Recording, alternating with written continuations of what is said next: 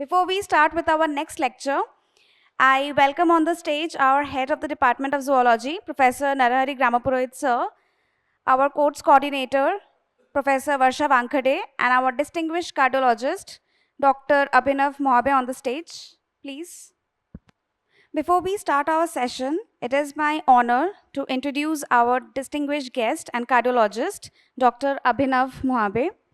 Dr. Abhinav Mohabe is a highly accomplished cardiologist with a strong academic and clinical background. He completed his MBBS from Dr. Panjabrao alias Bhausaheb Memorial Medical College, Amravati, followed by a DNB in internal medicine at Max Super Specialty Hospital, Delhi. He went on to pursue his DM in cardiology from Bharati Vidyapeeth Deemed University, Pune, and is currently undergoing a fellowship in cardiac electrophysiology at Ruby Hall Clinic, Pune. Professionally, Dr. Mohabe has served as a senior resident in medicine at Babu Jagjeevan Hospital, Delhi, and Chandulal Chandrakar Memorial Medical College, Bhilai. His clinical expertise includes performing and assisting in over 1,500 diagnostic catheterizations, more than 100 coronary angioplasties, and several device implantations, including pacemakers, AICDs, and CRTs. In addition to his clinical work, he has presented in multiple papers at prestigious national conferences covering rare and challenging cases in medicine and cardiology.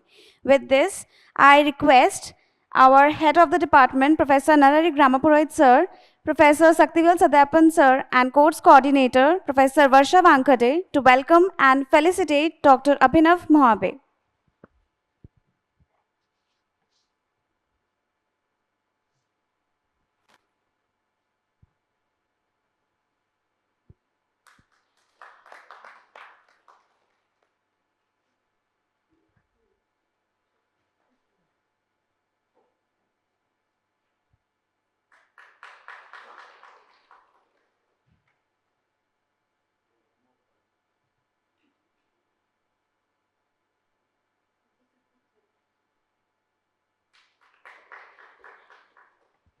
Thank you. So now I request Dr. Abhinav Mohabe to come and grace us with his inspiring talk and speech. I am here to discuss management of hypertrophic cardiomyopathy. So I hope till now, right now I'll be discussing the phenotype. So the previous lecture was more on genetical aspect. Okay. So I will discuss little bit of hemodynamics as well as basic of physiology as well as pathophysiology of hypertrophic cardiomyopathy. I hope it has been covered in previous lectures, but for understanding the management and for understanding the drugs as well as how they work, how the mechanisms of those drugs help in inhibiting or controlling the symptoms as well as giving us mortality benefit. So for understanding all those things, we need to understand the mechanism. What is the normal physiology and what is the abnormal physiology and pathology which get developed in this diseased state. So basically in this slide I would like to cover basic physiology as well as pathology. So I'll start with normal physiology. So this part, this is normal LV, that is left ventricle, this is left atrium. Okay, this is left atrium, left ventricle, these are mitral valves, these are anterior mitral leaflet, posterior mitral leaflet. Then we can see this is LV cavity, then this is LV outflow tract, this is aortic root, aortic cusps, then this is sinus of Valsalva, and this is arch of aorta. Okay, so why I am giving so much of stress in this normal and basic structure, which is very normal in our day-to-day activities, because for understanding pathology we should understand physiology. That's how we'll be able to understand the symptoms with which patient present, and that's how we can able to jot down the treatment as well as what are the mortality benefit patient is giving from the treatment and why they are getting that mortality benefit and what will be the ultimate benefit of all these things like mortality benefit, recurrent hospitalization because of failure. Okay, so again I'll come to the basic physiology. Okay, so as we know, cardiac cycle is composed of diastole as well as systole. Diastole means during diastole, LV will relax. Okay, LV means left ventricle will relax, and blood will come from left atrium to left ventricle, and mitral valve will get open, just like this. So initially, at the end, at the start of diastole, blood will be in left atrium. Then mitral valve will open because of pressure difference, and during diastolic filling phase, blood will come from LA to LV. Okay, so it get filled here. So this is end of diastole. I am not going into too much of detail because otherwise it will be like the whole day will be less to discuss everything, but just the gist to understand the concepts. So during diastole, LV will relax. So because LV will relax, so there will be negative pressure here and positive pressure will be here because blood is there. So because of this pressure difference, mitral valve will open and then blood will enter from LA to LV. So at the end of when blood will enter to LV, it will be the end of diastole. Now systole will start. Systole means there will be contraction. LV will contract and blood will pump into the subsequent arteries from RV into the pulmonary artery, from LV into the aorta. So here I am just focusing upon left part, LA, LV. So at the start of systole, what happens? There will be isovolumetric contraction phase because aortic pressures are high and LV pressure to start with are low, 30 or 20. So during isovolumetric contraction phase, LV will contract. Okay, why it will contract? Because these are LV, these are wall of LV, this is LV cavity, and wall is made up of myocytes and muscles. And inside muscles there are all those filament and proteins are there about whose mutation we were discussing in previous lecture. Actin, myosin, troponin, titin, tropomyosin, everything. So this is how like I want to like correlate everything. So if you'll do the microscopic cut section and see, so everything is here. So multiple fibers of myocytes accumulate to form whole wall. Okay, so when it will contract because of actin myosin contraction, when ultimately group of myofibril will contract, so group of muscle will contract, it will create a force, and because of that pressure will increase, and once pressure will increase, this anterior mitral leaflet and this posterior mitral leaflet, they both will come together, it will close, and after that what will happen? This aortic valve will open once the pressure in LV cavity is more than aortic pressure, approximately 120. We know our blood pressure is 120, approximately 120 by 80. So this aortic pressure will be 120. So once by contraction of these muscles, actin myosin filament, when LV pressure will be more than 120, so the aortic valve will open and blood will enter into aorta. So this is normal physiology. So we can see this normal wall and normal cavity. Now coming to hypertrophic cardiomyopathy, as we know it's a pathology. Okay, it's a pathological condition. Predominantly it is an autosomal dominant.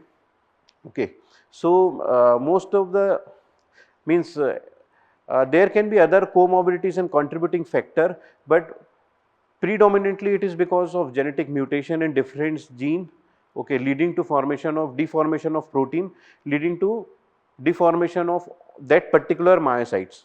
That's why what will happen, because of this genetic mutation, the arrangement of protein will get changed, and if you'll see in microscope, there will be myocytic disarray.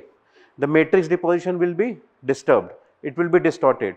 The protein metabolism and mechanism and energetics will get changed. Because of that, what will happen? There will be hypertrophy. As the name itself suggests, hypertrophic means large, cardiomyopathy, cardio means muscle, cardiac muscles, and myopathy means disease of the muscle. So this is a disease of cardiac muscle in which it will get enlarged and dysfunctional. So that is why, so depending upon which group of muscles are involved, we can have different types of cardiomyopathy. I am not going into detail because I suppose it has been covered in previous lectures, but just for understanding basic, I am just revising it. Okay, so this is the classical form. So this is septum part, this is posterior wall, this is septum, this is posterior wall, this is normal heart, this is hypertrophic. Why? Because Here we can see there is an elevation here. So this is because of mutation, because of disarray, because of matrix deposition. Okay, so there is a hypertrophy. We call this hypertrophy. So this is asymmetrical. This wall is normal, just like normal, but here it is elevated, hypertrophied. So this is asymmetrical septal hypertrophy. Okay, which is the most common presentation.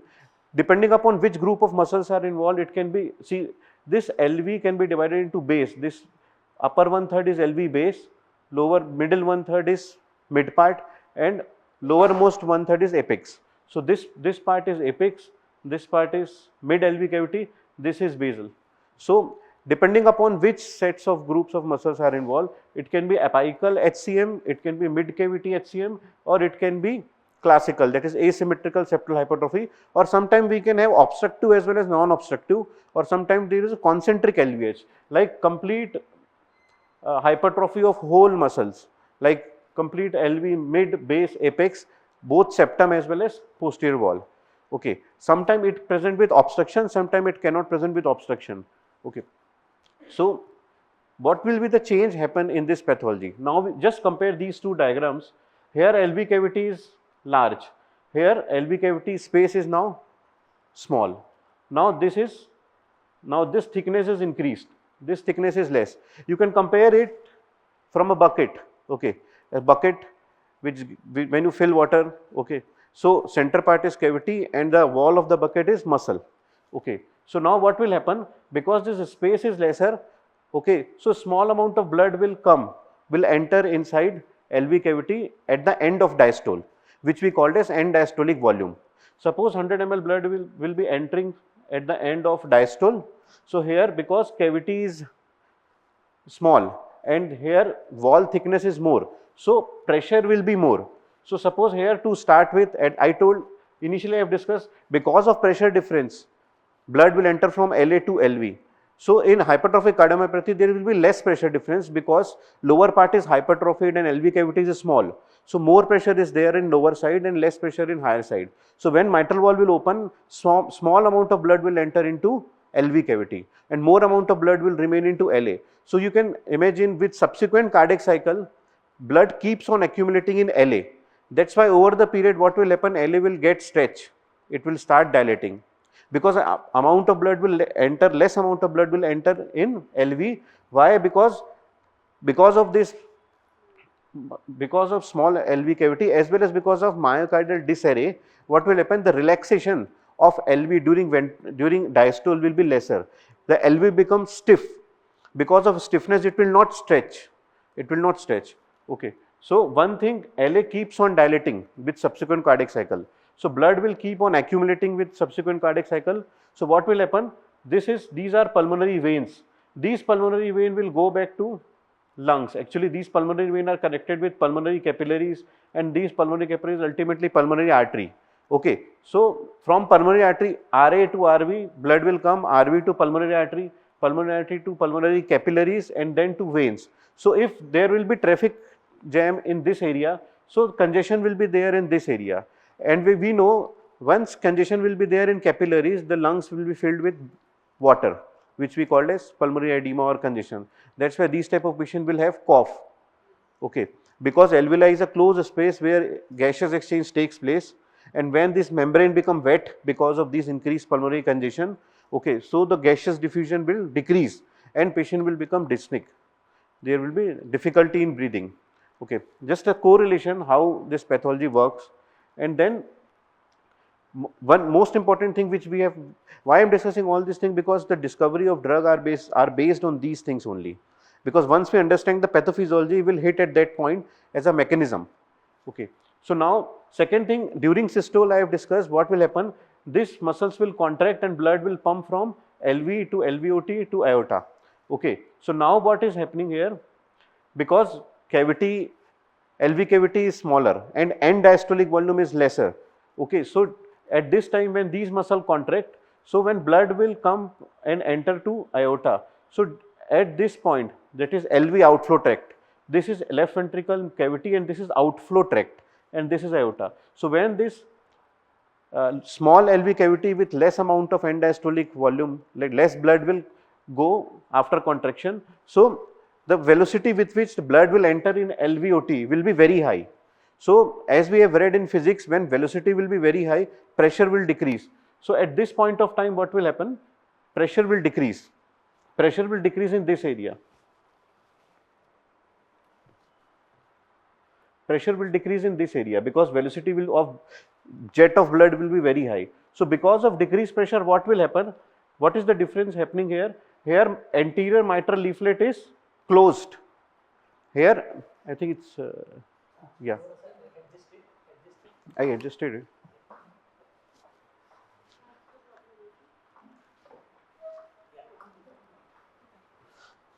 So here we have discussed during normal physiology what will happen when LV will contract, both leaflet will close and whole amount of pressure will be applied here and blood will pump into aorta. But here what is happening, because of increased velocity, because of decreased amount of end diastolic volume, what will happen, because of Venturi effect, here at this area negative pressure will be created and this negative pressure will suck this anterior mitral leaflet towards outflow tract. So what will happen, blood will unable to go because now this anterior mitral leaflet will come in way in between aorta as well as LVOT and causing obstruction. So that is why after contraction blood will unable to enter into aorta because of less amount of diastolic volume and increased contraction of LV cavity because of hypertrophy. The velocity with which blood is entering in LV outflow tract will be very high. So velocity will be more, so pressure around that velocity jet will be very low. So because of negative pressure, there will be a suction pressure will be created here, and rather than closing and rather than this AML getting closed like this, it will just trapped here and causing obstruction at the level of door. So because of this, what will happen, blood will not enter to brain. It will not enter to aorta, it will not enter to brain. So that is why patient will have chest pain, patient will have giddiness, blurring of vision, syncope, which we say, okay, sudden transient loss of consciousness, okay. So now two most important thing is we have to focus on this. So lesser will be the end diastolic volume, smaller will be the LV cavity at the end of diastole, okay. So more will be obstruction during contraction and more will be symptoms. Okay. So depending upon this, how we will treat this patient. So whichsoever drugs are discovered and made. So if what we have to do, we have to decrease LV contraction. So we will use those drugs which will decrease LV contraction. So the velocity will decrease, so there will be no negative pressure. Second thing, we have to increase end diastolic volume. So those drugs which will increase end diastolic volume, it will again increase the dimension of LV cavity. So the crux is, if diastolic volume will be low, if LV cavity will be smaller, symptoms will be more. And if LV contraction velocity will be more, again because of increased velocity, there will be obstruction of outflow tract and there will be more symptoms. So our end point is, we have to discover those medicines, okay, which decrease LV contraction and which increases end diastolic volume and increases LV cavity dimension. So now I will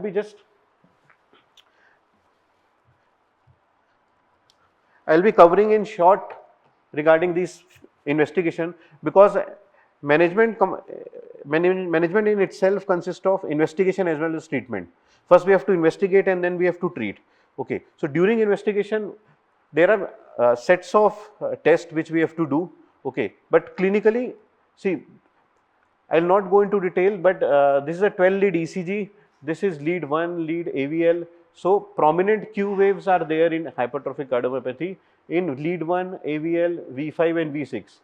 And these are P wave. Normally these P wave are only prominent. There is no negative, there is no negative depth in this V1. So this negativity plus and then negativity in itself indicates that there is an increased LA pressure. So we have discussed, because of with subsequent cardiac cycle, the blood will accumulate in left atrium. So over the period there will be dilatation of left atrium and there will be increased pressure in left atrium. So because of increased pressure in left atrium, there will be this increased negative part of P wave.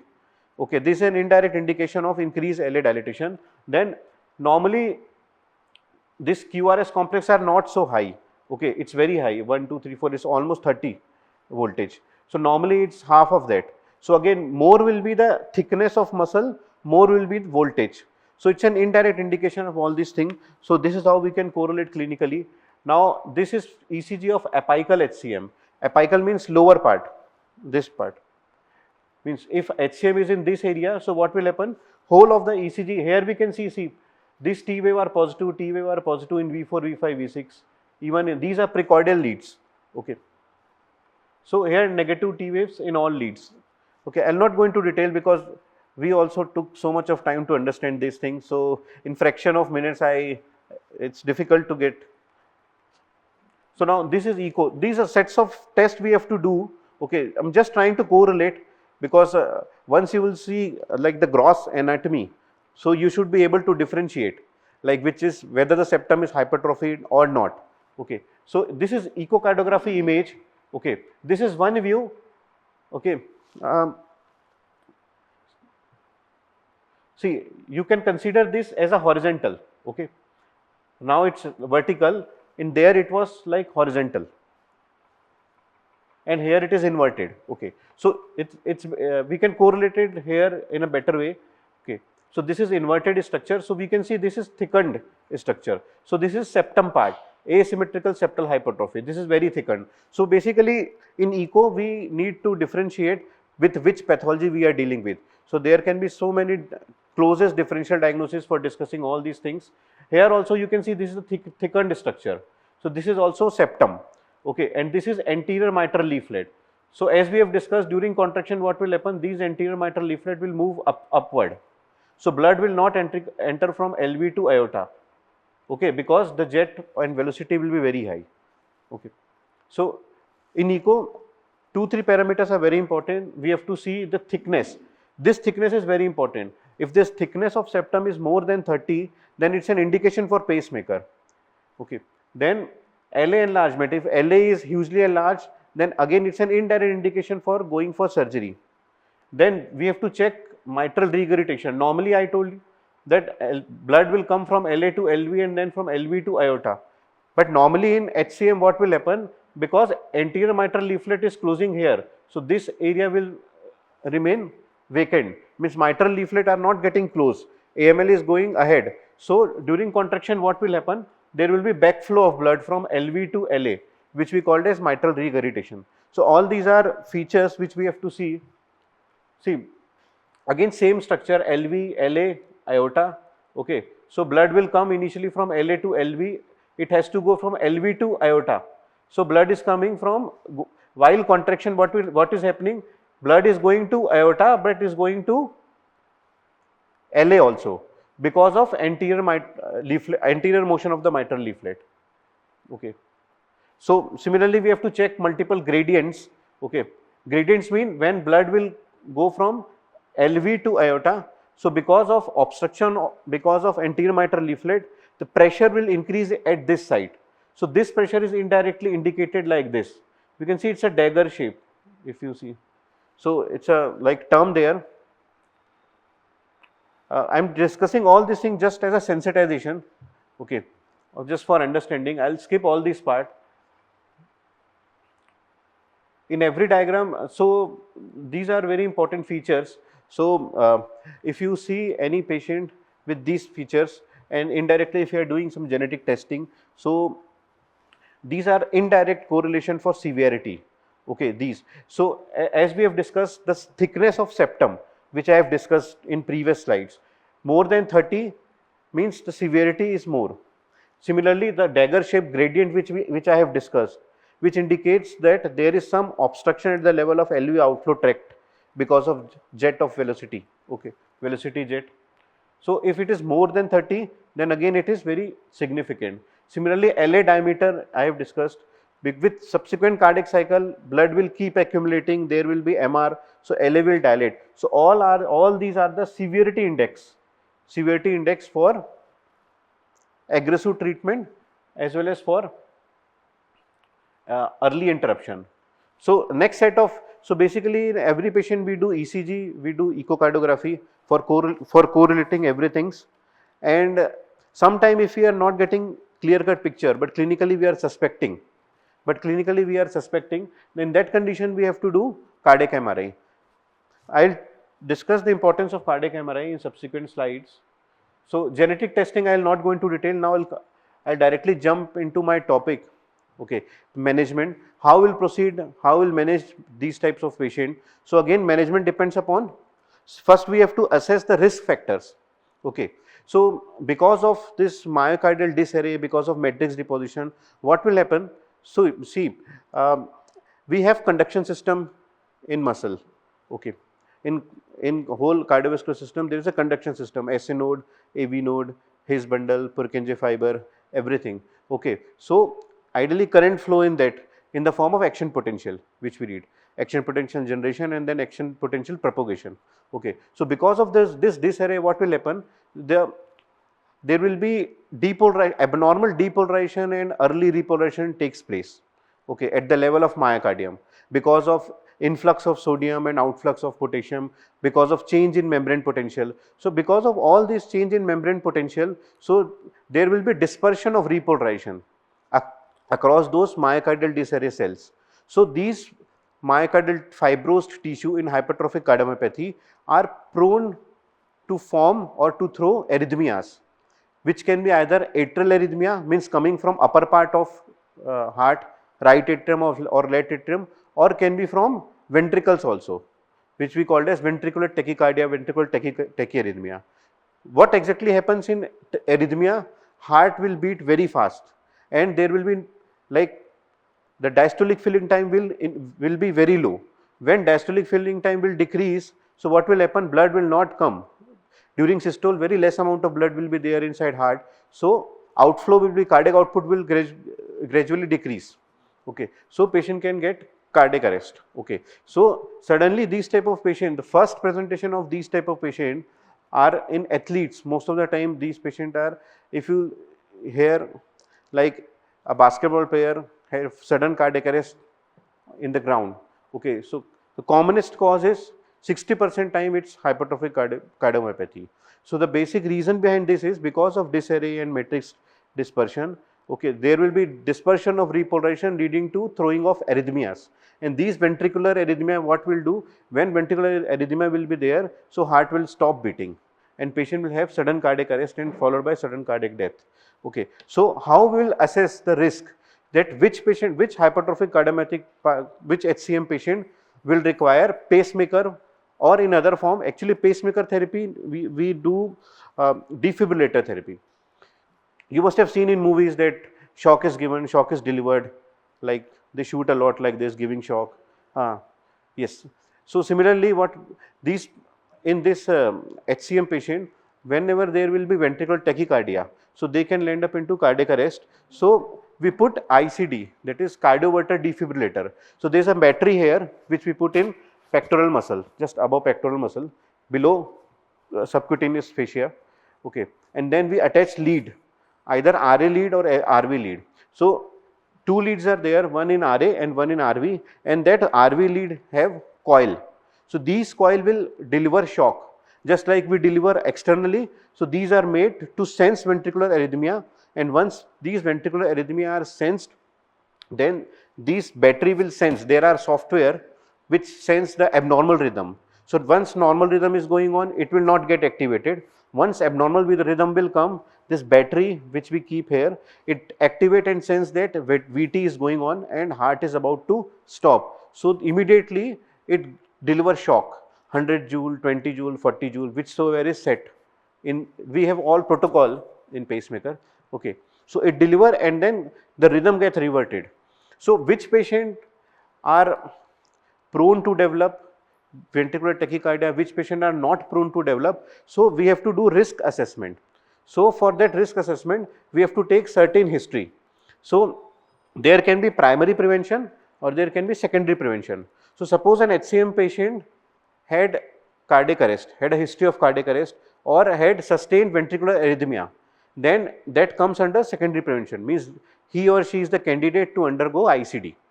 ICD means we will put this cardioverter defibrillator. Okay. Then primary prevention means, suppose patient has never ever have any episode of either cardiac arrest or ventricular arrhythmia.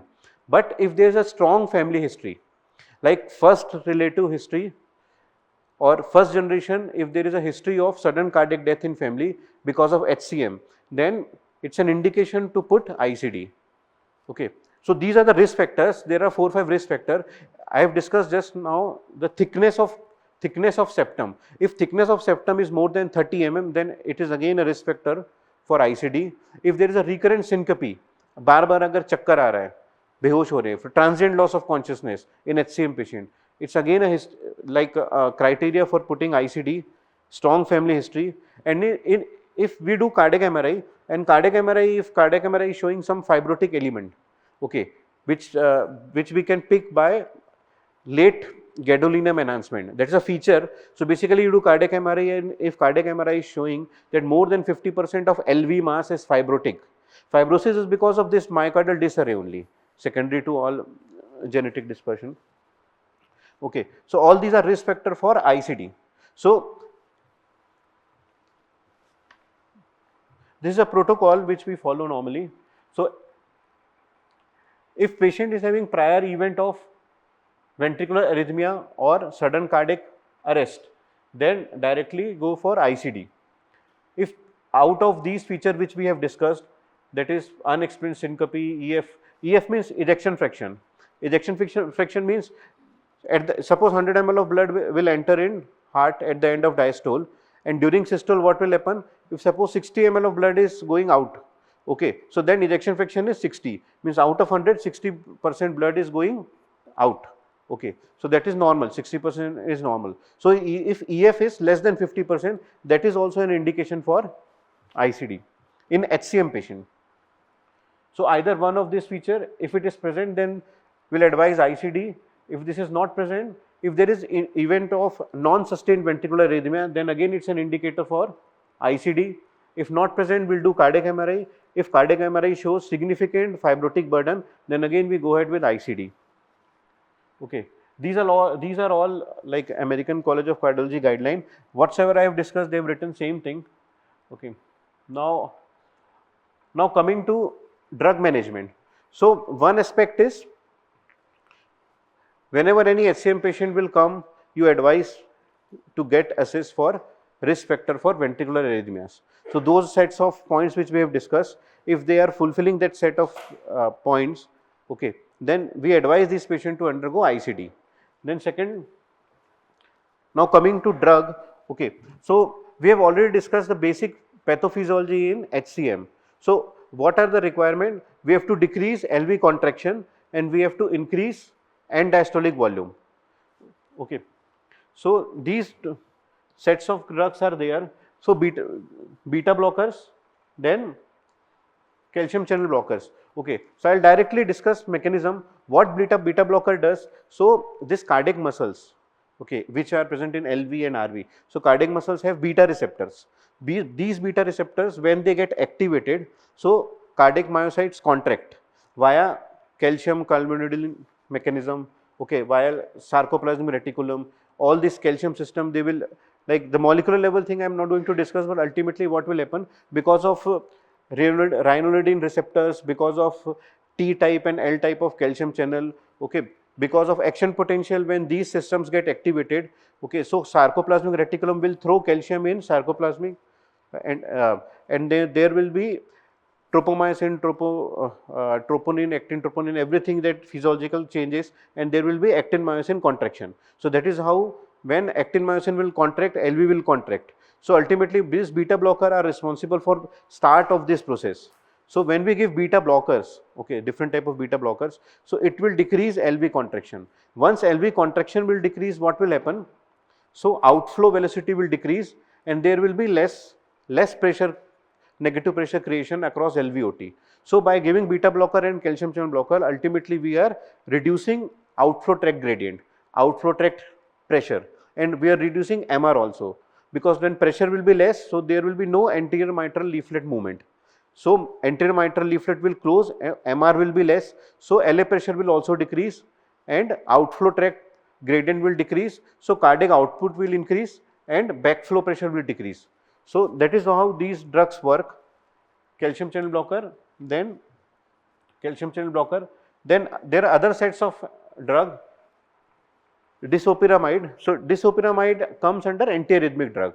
So it also act, but its action, mechanism of action is by inhibiting. So in action potential curve, okay, so I will not discuss action potential, but the action potential curve consists of 0, 1, 2, 3, 4 phase, okay, because of sodium influx, because of potassium efflux and calcium influx, like that. Okay, so these medicines basically, see, for contraction what is required, it's very simple logic.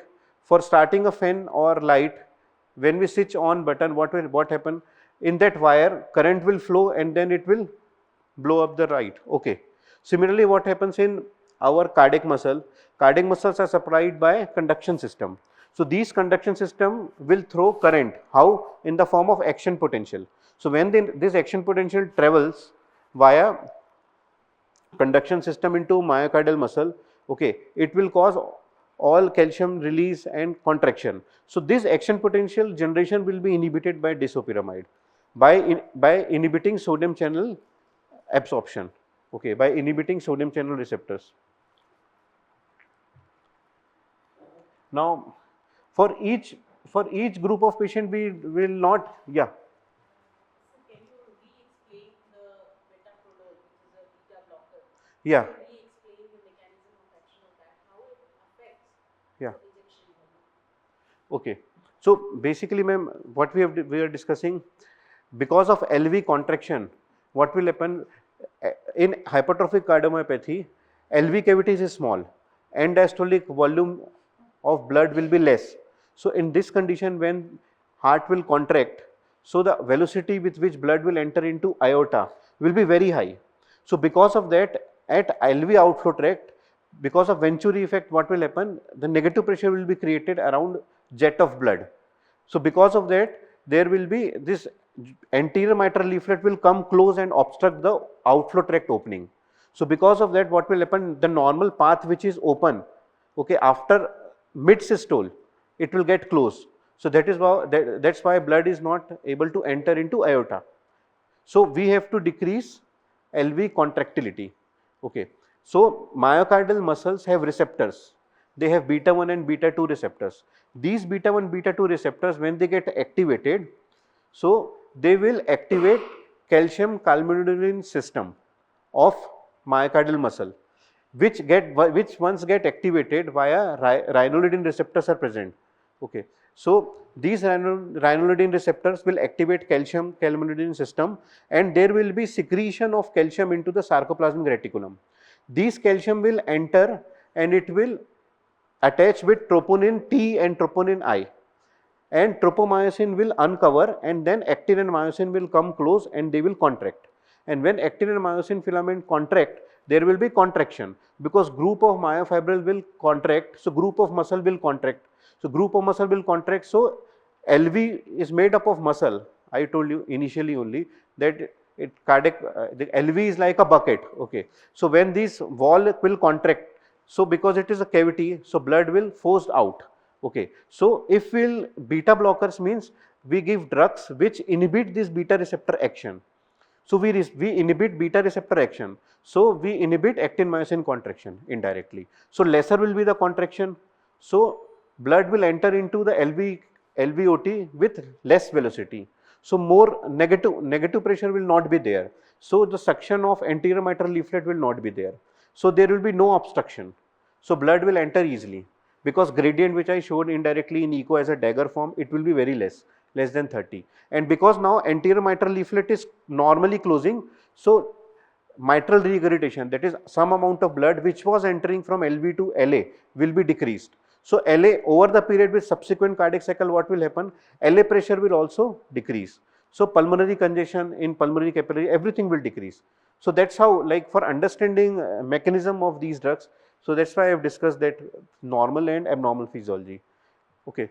So all drugs, that's why there are, see, if you see HCM patient, so HCM patient, when they stand, okay, when they stand, so they feel giddiness, or they feel syncope, they feel transient loss of consciousness. So there is a Everything is because of physiology. So normally when we stand, 500 to 600 ml of blood will the venous return. So normally venous return means amount of blood which is entering in our heart via veins, inferior vena cava. So when we lie down, 500 to 600 ml of blood will extra amount of blood will enter into heart. And when we stand, because of gravity, in calf muscle, you must have seen, because of standing, the calf muscles veins get dilated in varicose vein, because calf muscle have venous capacitance. Okay, so they can stretch. That venous system have property to get stretched. So when we stand, 500 to 600 ml of blood will pull in our leg. So the venous return will decrease. When venous return will decrease, you can imagine 500 ml of blood is decreasing in HCM patient when they stand. So end diastolic volume will decrease. So again, what will happen when end diastolic volume will decrease? LV cavity will become small. Now again, when muscle will contract, the velocity will increase, and again there will be more suction of anterior mitral leaflet. There will be more obstruction.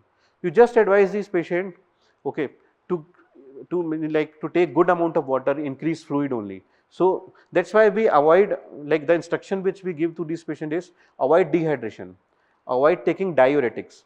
Diuretics means those drugs which pull out blood, water, which pull out water via urinary system. Okay, basically it decreases venous capacitance. Similarly, if you ask this patient to do Valsalva maneuver means you have to close your nose and mouth, and you have to blow against closed glottis. Glottis means basically you have to close your mouth and nose, and you have to blow against closed mouth and glottis. Okay, so what will happen? Your intrathoracic pressure your chest will expand. So your intrathoracic pressure will increase. Okay, so our heart is like this. Okay, and lungs are like this. So when we'll blow like this, so intracavitary pressure will increase. So it will again, when cavitary pressure will increase, it will transmit to pericardium. Pericardium is layer around heart. So our cardiac chambers will compress from outside. So again, end diastolic volume and LV cavity will decrease. So if you'll ask HCM patient to do Valsalva maneuver, they have transient loss of consciousness, because immediately what will happen? Outflow tract will get obstruct and blood will not enter to brain, and immediately they will feel loss of consciousness or transient loss of consciousness. They will fall down immediately, and the moment they fall down, the venous return 600 ml blood will go and they will regain consciousness. So like that. So that's why our treatment is, we have to increase end diastolic volume, we have to increase LV cavity dimension, and we have to decrease LV contraction. So all those drugs basically decreases LV contraction. We have to avoid giving diuretics, but still diuretics are given in HCM patient. There are few indication. Suppose patient is in heart failure. Heart failure means lungs are wet. Okay, lungs are wet because again same thing. LA is dilated, LA pressures are high, pulmonary capillary wedge pressures are high. Okay, so lungs are wet. Alveoli is a space with membrane where gaseous exchange takes place, but when they are wet, there will be no diffusion. Okay, only carbon monoxide gas diffusion is very high. CO2 and oxygen diffusion is low. So it will get effect, and then less amount of oxygen will reach to brain. So patient will become dyspneic, air hunger. Okay, so because when we increase respiratory rate, so there will be forceful inspiration and expiration. So more amount of blood oxygen will enter. So that's how they are able to manage. So that's why they will sit like this. Okay, forward bending position, trapping position, because in this position what will happen? Your sternocleidomastoid muscle, scalenix muscles, Eller nasi, all these help to inspire more. So this is a typical, by standing from far away, you can make out that this patient is having dyspnea and he is landing into failure. Okay, so that's why everything is correlated with physiology only, and if you understand physiology and pathology, you can correlate the symptoms. So now all group of drugs, there are other new sets of drugs which I will discuss. They inhibit cardiac, this myosin inhibitors, actin myosin contraction. So they just inhibit myosin ATPase enzyme. So they inhibit myosin ATPase enzyme, so there will be less contraction, because there will be less actin myosin overlapping by inhibiting myosin ATPase enzyme. Okay, so That's how again what we are doing by doing that, we are again decreasing LV contraction. By giving beta blocker, we are decreasing LV contraction. Calcium channel blocker, they directly act on that calcium calmodulin receptor and they inhibit the, and they inhibit the transition at the level of ranolidine receptors. Ranolidine receptors, like it's a very interesting thing, but it will take whole day to discuss. But just I am trying to understand the gist so that you can understand. I hope they have learned physiology. No, yeah, physiology. I know I did BSc to second year. After that, I selected. So I remember we used to do muscle twitching and prawn. I used to dissect prawn and frog, everything. So, means basically the crux is muscle twitching in itself. If you are learning muscle twitching and everything, you should understand action potential, neuromycin receptor, everything, na?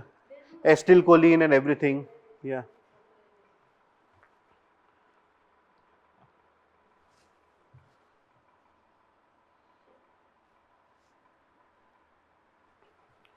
Yeah. So diuretics means diuretic means urine output is increased. Okay, some amount of blood which is accumulated in pulmonary capillaries, okay, that is thrown out of body via micturition. So one more thing, so dehydration should be avoided in these patients, same thing. So that's why HCM patient, like during our PMT times or even PG entrance time, we used to get questions like a young athlete, basketball player had sudden cardiac arrest. What is your diagnosis? So most commonly 60% time it's hypertrophic cardiomyopathy only. The reason is because when you play, you sweat a lot. Okay, so sweat means dehydration. Dehydration means venous return will decrease. Again, when venous return will decrease, what will happen? LV cavity will decrease. Okay, same physiology, everything. Similarly, one more thing happened at that time. What will happen? There, when we run, so there will be vasodilatation. Vasodilatation means our capillaries or our arteries have a property to contract and expand.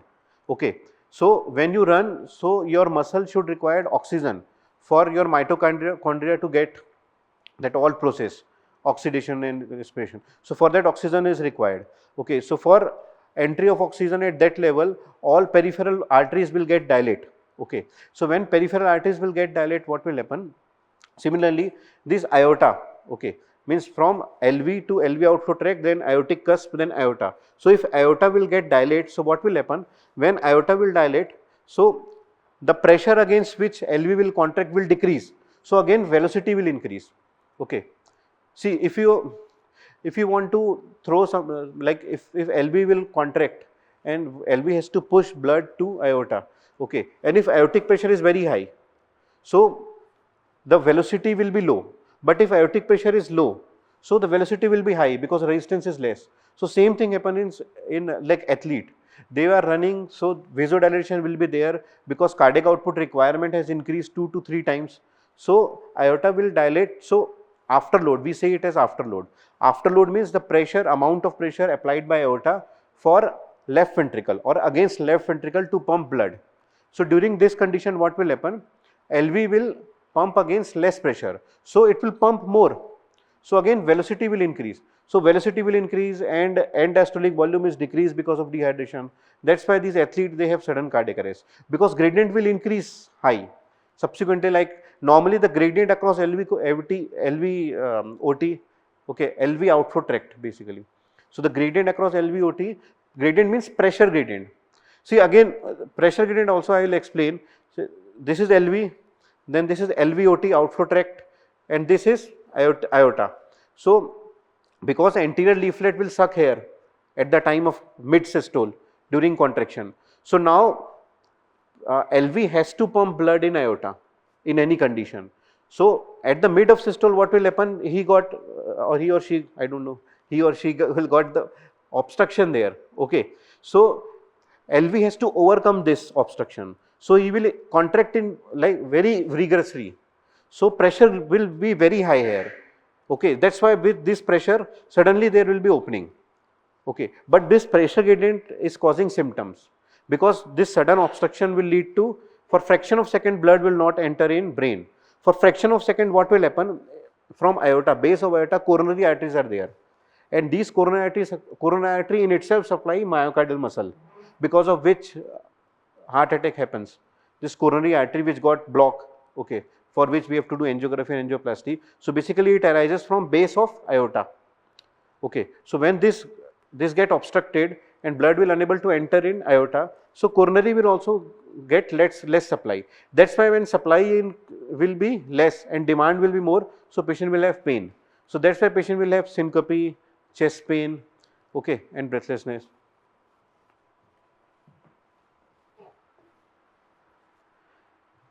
This is the drug about which I was talking. This is a new drug. Recent trials are going on, Pioneer HCM trial and Maverick trials. Mavacamten. So mavacamten is myosin ATPase inhibitor. So ultimately what it's doing, it is also inhibiting LV contraction. Okay. So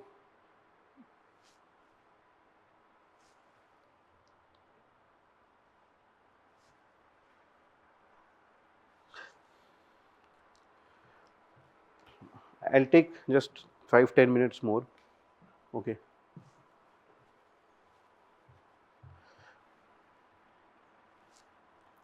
I'm so sorry, the topic is like that. I'm trying to explain in it's very difficult to understand also, but once you understand, it's very easy also. It's like, so I'm trying to like discuss it very, or like to dissect it so that the physiology and pathology should be clear. The gist is to understand, because every time we can go back and study and read, but if you understand the concept, then you'll never forget all this thing, and everything you can correlate clinically. So once again, whenever you have these patients, okay, we have to assess risk factor for ventricular arrhythmias. Okay, certain sets of risk factor we have discussed. If patient will fulfill either one of those risk factors, he or she is a candidate to undergo ICD.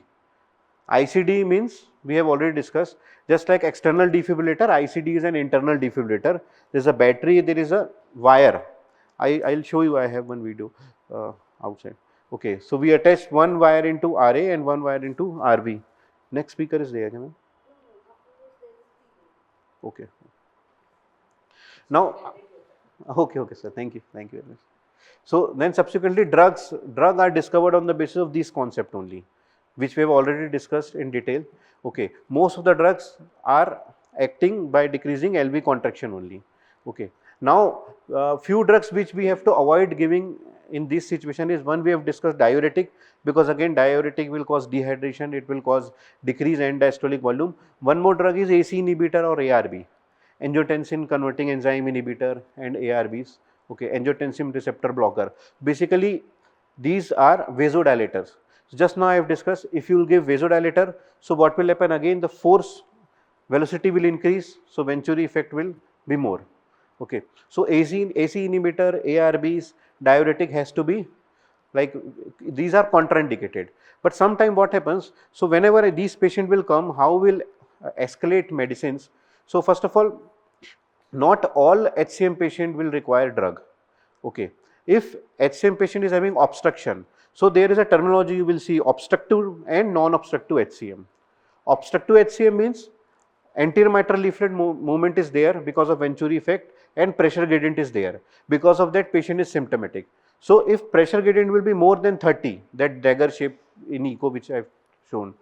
Okay, so if pressure gradient will be more, and if patient will be symptomatic, to be specific, if pressure gradient will be more than 30, and if patient is having dyspnea means breathing difficulty, chest pain, or syncope means chakkar, giddiness, so then he or she is a candidate to start with medicines. So normally we will start with beta blockers.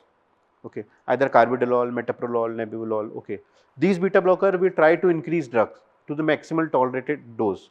In spite of that, if these patients are having symptoms, we add second group of drugs, that is calcium channel blocker, diltiazem, verapamil, like these group of drugs. Again, we'll give this combination therapy, and if these patients continue to remain symptomatic and gradients continue to remain high in spite of giving these, then we'll add these group of drugs like myosin inhibitors or disopiramide, that drug which inhibit action potential, which block action potential.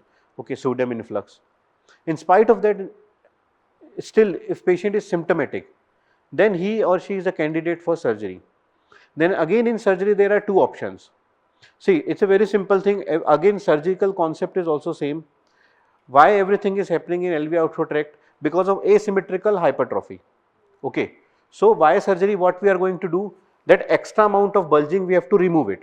So either you have to cut that extra part. When that extra part will be cut, what will happen? Every Venturi effect and everything will go away. Okay. So patient will revert back. Gradient will decrease, no Venturi effect, no MR, decrease LA pressure, everything. No, no, no, ma'am. There are two. I am coming to that. So one is open heart surgery, which we called as Moss procedure. Okay. So which we call as myomectomy. Okay. Directly we have to cut that part. Okay. But it's an open heart surgery. Okay. Then other option is, if patient is not fit for surgery, then as a cardiologist we can do alcohol septal ablation. Alcohol means absolute alcohol. Okay, that 100% alcohol. 1 to 3 ml of alcohol we have to put in septum, septal branch. Just a minute, I'll just for understanding, I'll see this is the same diagram. Sorry, I'm repeating again and again. I couldn't get time to like prepare more. I'm so sorry for that. So see, this is partner. So here incision will be taken. Okay, so via aortic approach. So normally chest is open. Okay, chest is open and then all pump is attached, cardiorespiratory pump is attached to heart, and then via aorta. Okay, you take an incision in aorta. Okay, open aorta, and via aorta you'll be able to see interventricular septum. So you can see your eyes here. Suppose your eye is here, you have given incision here. Okay, and then you will be able to see this septum. So you will be able to see this bulge. Okay, so now you go inside and you will cut this part. Once this part will cut, again it will revert back to this position. So all the Venturi effect will be gone. So patient will be symptomatically better. Gradient, Venturi effect, anterior mitral leaflet, MR, everything will. Over the period, 10 to 20% chances are there that this LV cavity will also grow. Like means the cavity which has become shorter, it will expand slowly and the pressure will come. Most of the time, this LA takes time, okay, to regress, because there is something called myopathy. Again, atrial myopathy also takes place, but that is like the fate of patient.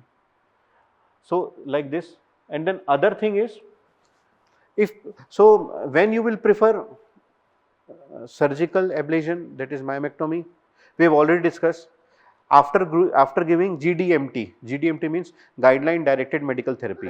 Whatsoever we have discussed, beta blocker, calcium channel blocker, disopyramide, then myosin inhibitor, all these group of drugs, in spite of giving that, patient is symptomatic and patient is having increased gradient. Then we prefer this patient either for alcoholic septal ablation or surgical. So if patient has associated abnormalities, for example, suppose, see, now again just focusing on more structure. These are anterior mitral leaflet, posterior mitral leaflet. These are chorda tendini. These are papillary muscles. Okay, and this is aortic wall. So if patient has associated aortic wall stenosis means aortic wall is not opening.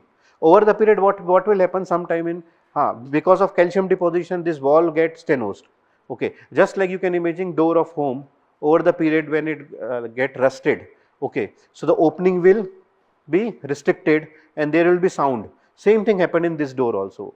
Okay, so when it is unable to open, again the gradient will increase and everything. So patient will have severe aortic stenosis. So if patient is having this both thing, severe aortic stenosis with this, so in spite of going with alcohol ablation, we will prefer it for the surgical procedure, because at a time both pathology will be taken care. Similarly, if patient have internal mitral wall disease, if patient have anomalous papillary muscle, if patient have abnormal elongated mitral wall, all this disease, or suppose if patient has what I was talking, see, from here coronary artery rises, from here and from here. So suppose patient is having coronary artery disease, patient had underwent heart attack also.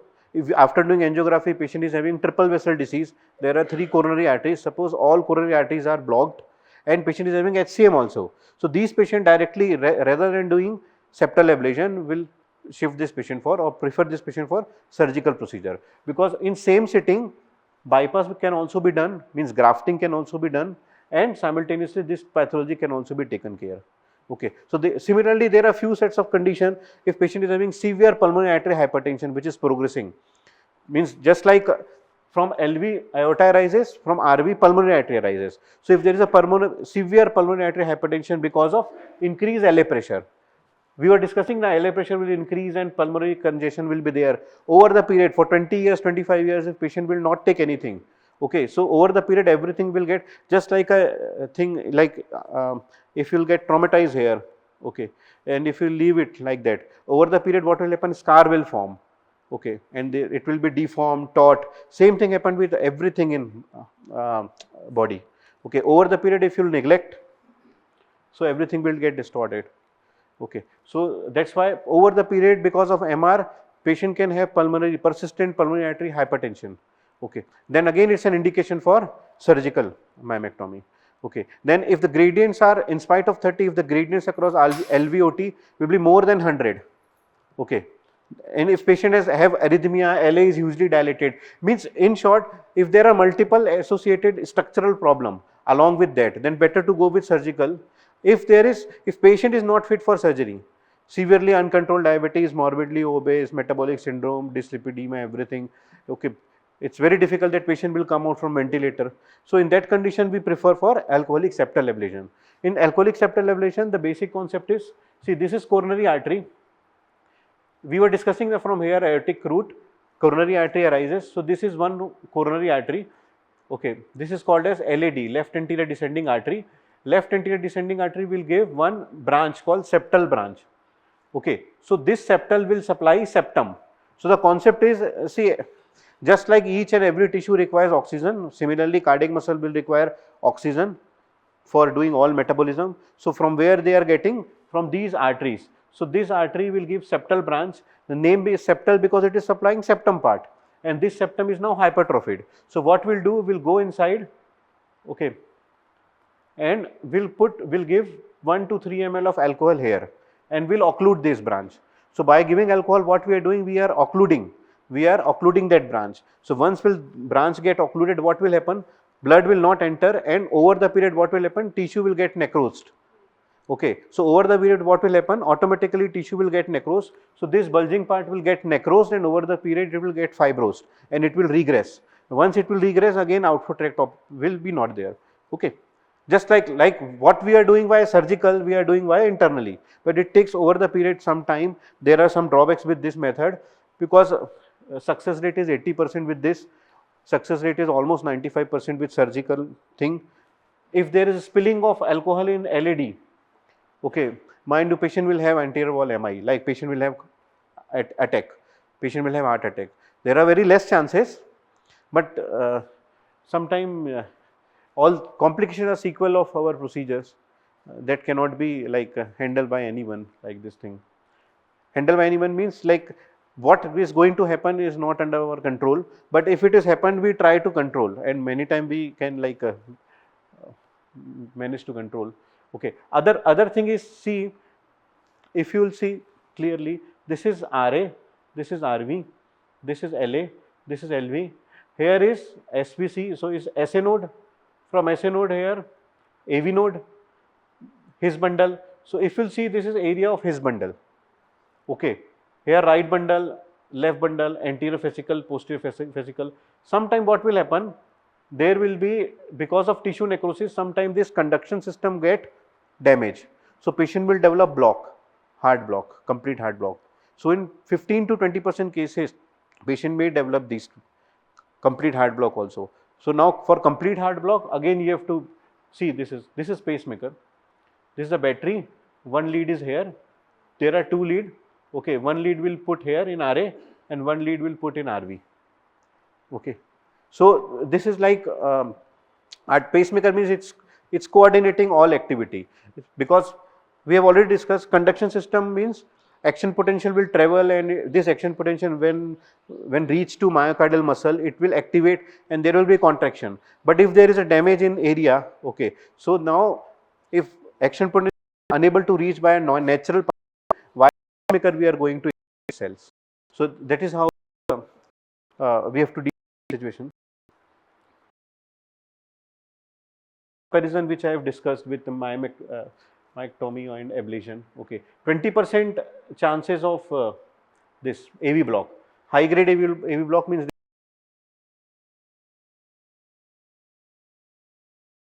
success rate is 80%, here 90%. But one better benefit is that with ablation, alcoholic ablation, gradient will fall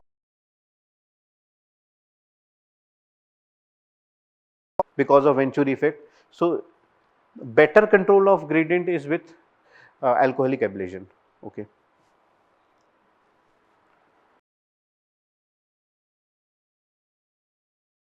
Which I have discussed, like you have to, with symptoms, go ahead with medical. Start with beta blocker, calcium channel blocker, disopyramide.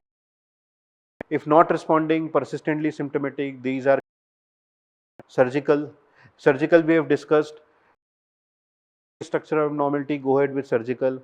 If contraindication for surgery, not a good candidate for surgery.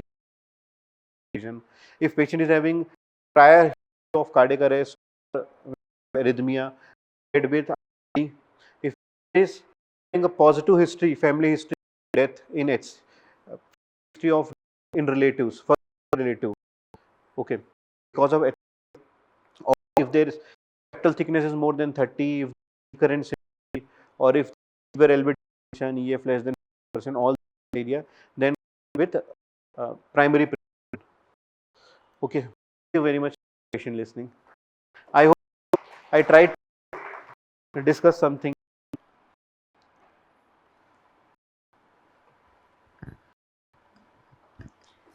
So much, sir. Yeah. This was definitely an interesting talk. And before concluding, I actually request our colleague, Narari Gramapurit sir, to come up on the stage, Professor Saktivel Sadapan sir to come up on the stage, and course coordinator Varsha Vankade ma'am to come up on the stage and have a photograph session with our cardiologist, Dr. Abhinav Mohabe. Please, sir.